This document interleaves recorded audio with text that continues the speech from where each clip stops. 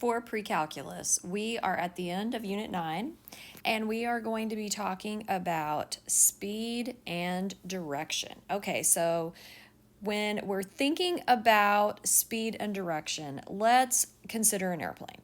So it has a specific course that it sets on, all right? So it's got a course with a specific direction. We're going to call that vector 1. That's going to be our airspeed. Bleh. And then the wind, of course, is going to push it in another direction. We're going to let that be vector 2. So what happens to the airplane is that as it sets its course, the wind is going to push it off course, and that is going to result in a new vector for the airplane. So the result of these two is actually going to be the ground speed. So of course, an airplane, when it's in the air, it adjusts to the wind, but how fast it is going is determined by our ground speed, which it would be the result of being pushed off course a little bit by the wind. But an airplane, of course, is going to adjust to that, but it's still going to affect how far it goes in a certain amount of time. Okay, so let's draw a picture of this so that we can get a little bit of an understanding of what we're talking about here. So let's say we have vector 1. This is the airplane's course, all right? So this is what the airplane sets off to do. Well, let's say the wind comes up from the southwest. All right, so let's say the wind does this and it's going to push. Okay, so this is the wind. So that's going to represent vector 2. And what results, okay, the resultant vector is that the airplane actually ends up right here. So this is our resultant vector.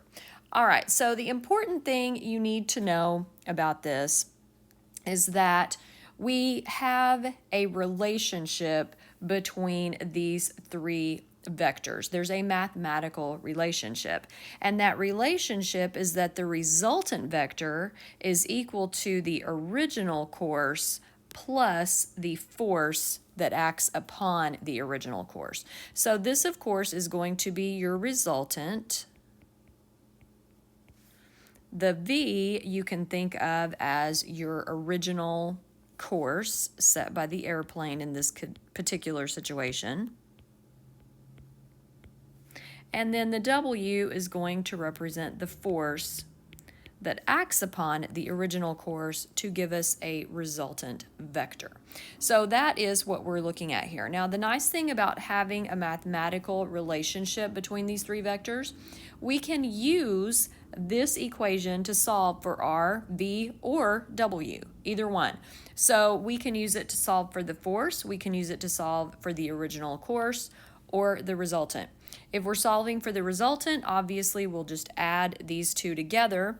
If we're solving for the original course, we will just subtract the force from both sides. And if we want to find the force, we will just subtract the original course from the resultant. So we can use this equation for all these problems.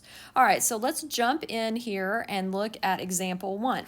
Now, on example 1, to kind of guide you through this process, I have it sectioned up into the different things, different steps we're going to have to go through. So this example is going to take us a few minutes. So we have an airplane traveling at a speed of 500 miles per hour with a bearing of 330. The plane reaches a certain point where it encounters a wind with a velocity of 70 miles per hour in the direction north, 45 degrees east. What is the resultant speed and direction of the airplane? So the resultant speed and direction, we have to find speed and the direction of the airplane. So essentially what we're doing is, in our equation right up here, we are looking for R. So we're going to set this up so that we find the original course. We use the original course and the wind. All right, so the very first thing we're going to have to do for our solution, the vector V is going to represent the airplane's original path, and we are going to find this velocity vector. So remember how we do that. We take the speed, so the airplane is going at 500 miles per hour, and we're going to multiply that by the cosine of the direction angle. So we have to find the direction angle. We know its bearing is 330, and remember, bearing always starts north and goes clockwise. So we're going to go all the way here. So that's 330 degrees. That's the bearing. Now we want to find the direction angle. Remember, the direction angle always starts positive x and goes counterclockwise to the vector. So if the bearing is 330, that means that my direction angle is quadrant 1, 90 degrees, plus this right here, which would be another 30 degrees. So my direction angle is 120. And then, of course, I have to find my vertical component, which would be my y component. And then, of course, I just use my calculator to find that. And I get, for my two components for the airplane's original course, that right there. Now we're going to do the same exact thing for the wind. So it's the force. Its speed is 70.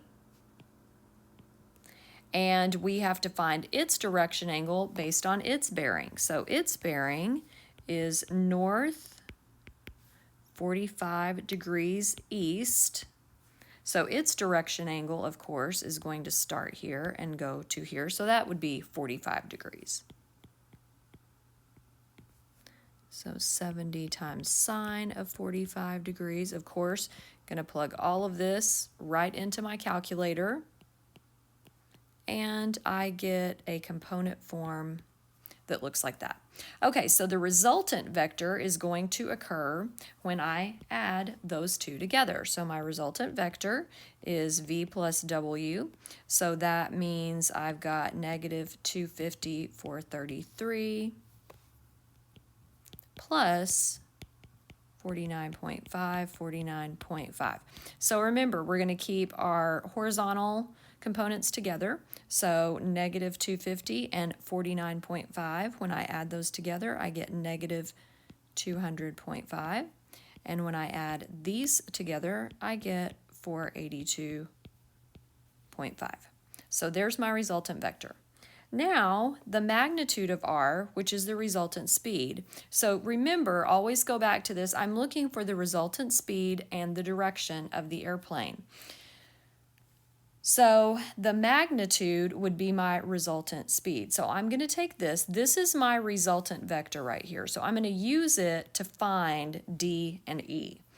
All right, so the magnitude of r, remember we use the distance formula.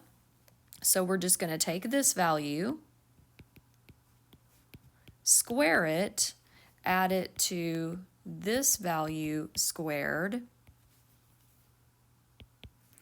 and that gives me 522.5 miles per hour. So this is the speed that results from the original course with the wind acting upon it. So we are halfway done with our answer.